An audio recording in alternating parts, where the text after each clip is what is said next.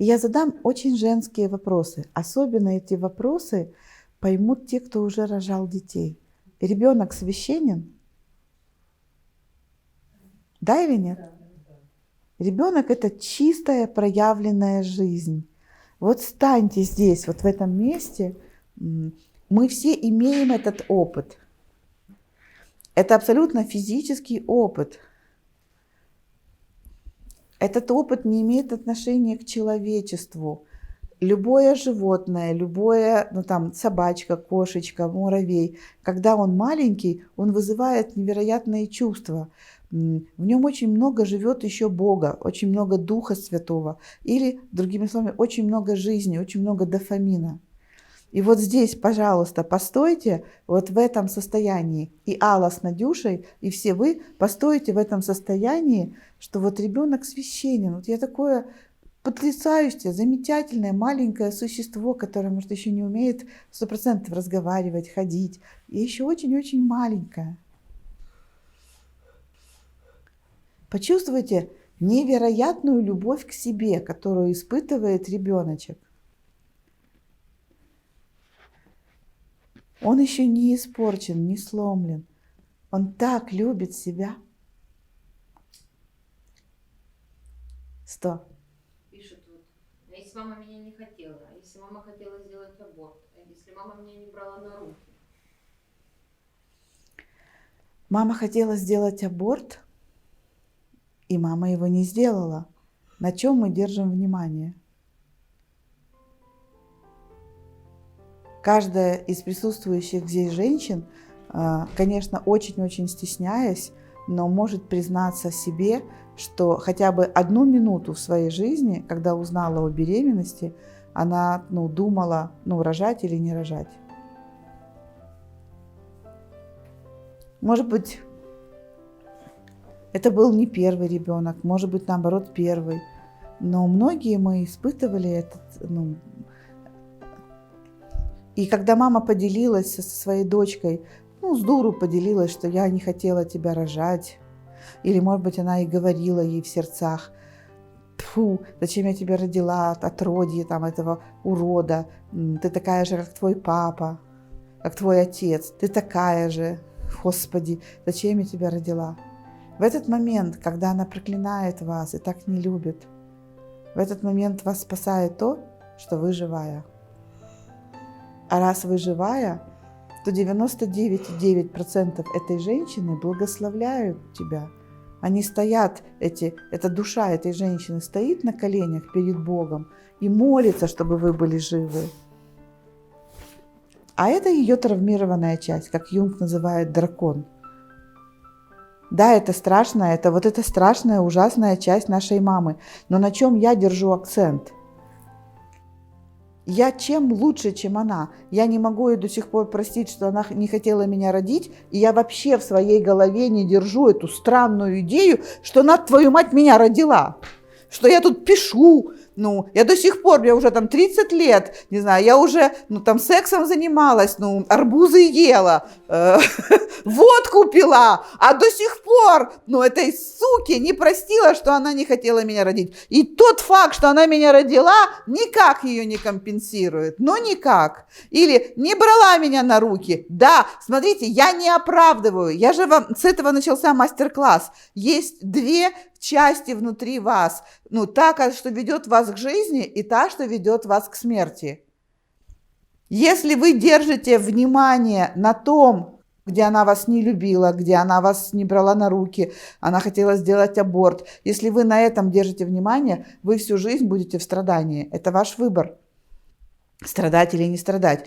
Но если вы потрогаете себя за ваш бюст, даже если он нулевой, то все равно соски у вас есть. Можем увлечься.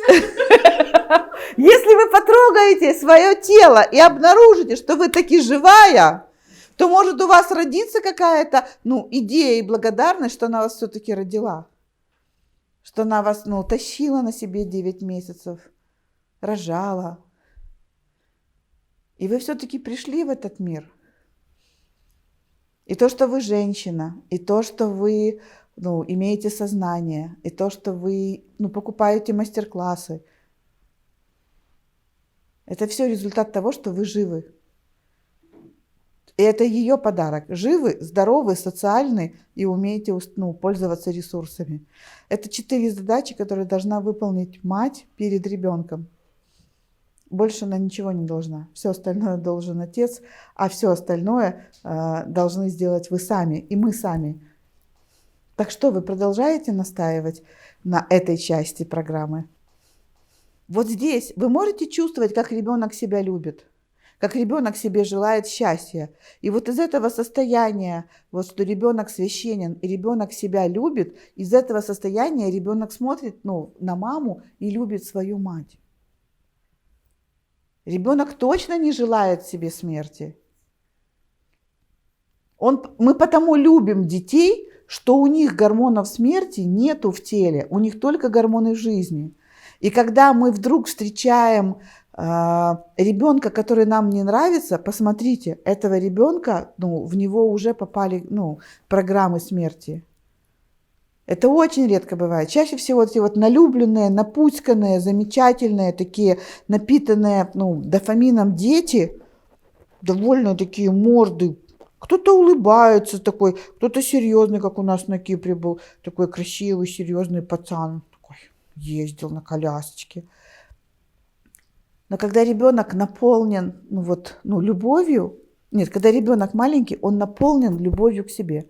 Он себя любит и хочет жить. Он выбирает жизнь абсолютно серьезно, абсолютно однозначно. Он голосует за жизнь. Отсюда будут все перекосы его потом.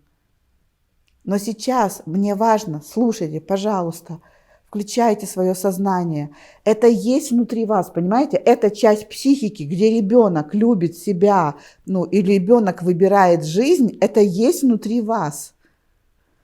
Мы в духовных практиках заходим внутрь себя, в свою глубину, мы сюда идем, в тот наш опыт, в ту нашу память, где мы тотально выбираем жить.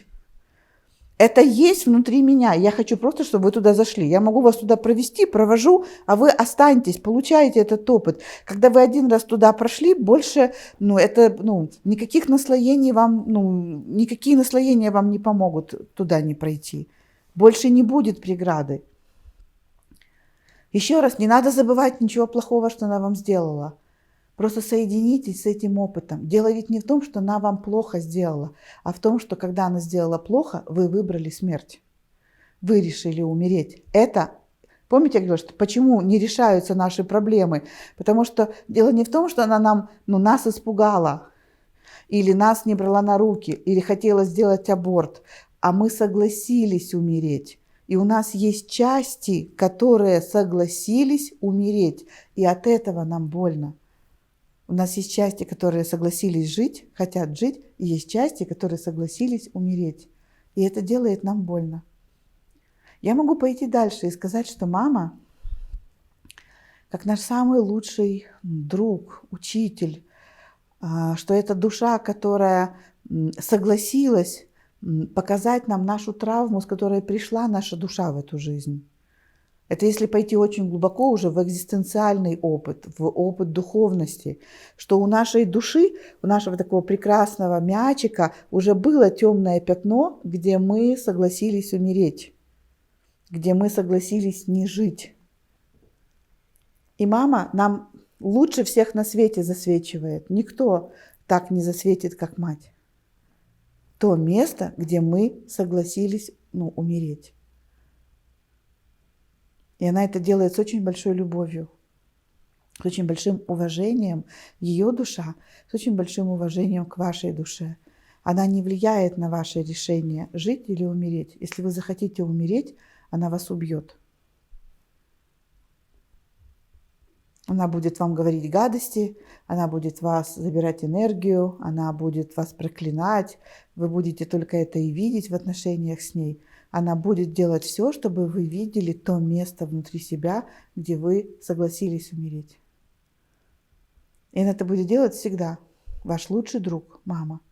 Если вам понравилось это видео, не забудьте поставить лайк. Это очень важно для меня.